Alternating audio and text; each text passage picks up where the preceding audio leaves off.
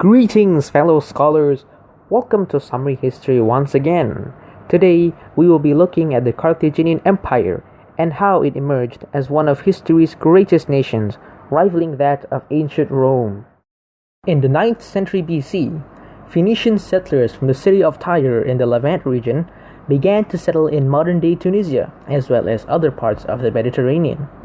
We will get to the history of Tyre and the Phoenicians in a later episode, but anyway, Carthage was specifically chosen as it was strategically located between the eastern and western parts of the Mediterranean Sea. This allowed it to take advantage of the many trade routes that lay within close proximity. The port city also offered a safe refuge to passing sailors from violent storms and harsh winds in the Mediterranean. The Carthaginians began acquiring goods from trade and from the surrounding regions, such as silver, copper, and tin, along with other items such as jewelry and exotic foodstuffs. Carthage, although still a colony of Tyre, was granted some form of autonomy, in the form of it having its own king. Up until the 6th century, however, the monarchy was replaced by an oligarchy, similar to the one found in the Roman Republic. Carthage remained a subject of Tyre until its mother city was besieged by the Babylonians under Nebuchadnezzar II. This prompted Carthage to break off, forming its own hegemony in North Africa, as the economic and political power of Tyre waned drastically over the coming centuries, culminating in its eventual destruction by Alexander the Great. The neighboring Phoenician colonies in the Mediterranean were then brought under Carthaginian influence. This brought in an influx of slaves and access to goods that would allow it to become a vast maritime empire in the Mediterranean. By then, the city of Carthage was a powerhouse of commerce and wealth, with merchants and visitors arriving from all corners of the known world.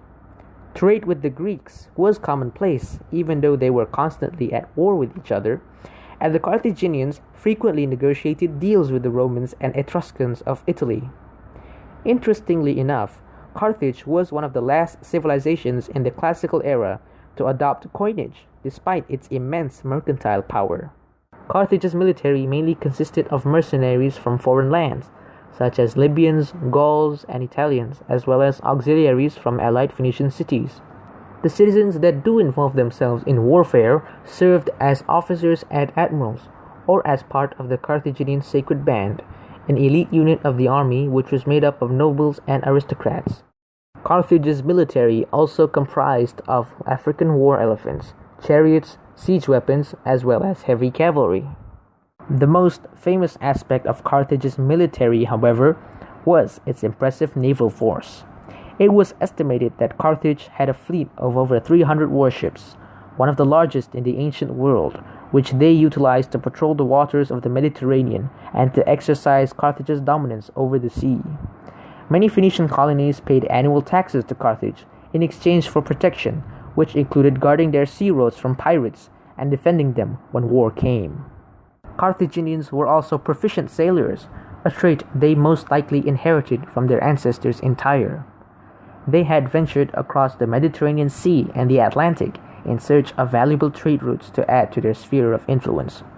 One such expedition suggests an explorer named Hanno the Navigator, reaching as far south as modern-day Senegal in sub-Saharan Africa, and another merchant reaching as far north as Brittany in modern-day France. These expeditions, however, were most likely kept secret from the prying eyes of rival sailors, in a bid to deter the Greeks from establishing trade routes in the Atlantic Ocean. The city of Carthage housed a magnificent port which was unique and relatively unseen by most of the world.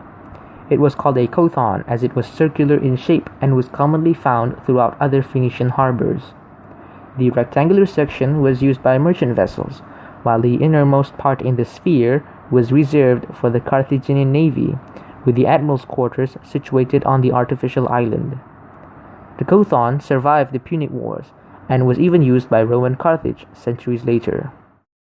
The society of ancient Carthage was purely dominated by the upper class, or the wealthy aristocrats who were able to control the flow of trade in the empire. Of course, positions of power in politics were heavily reserved for those with the financial aptitude, leaving little in comparison to the political systems found within Rome and Greece.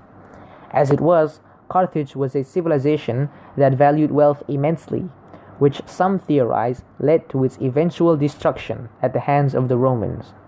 Religion also played an important part in Carthaginian society. The head priest of the Punic religion was granted a seat in the Senate and held a degree of power, overseeing the strict rituals and sometimes human sacrifices to the Punic deities.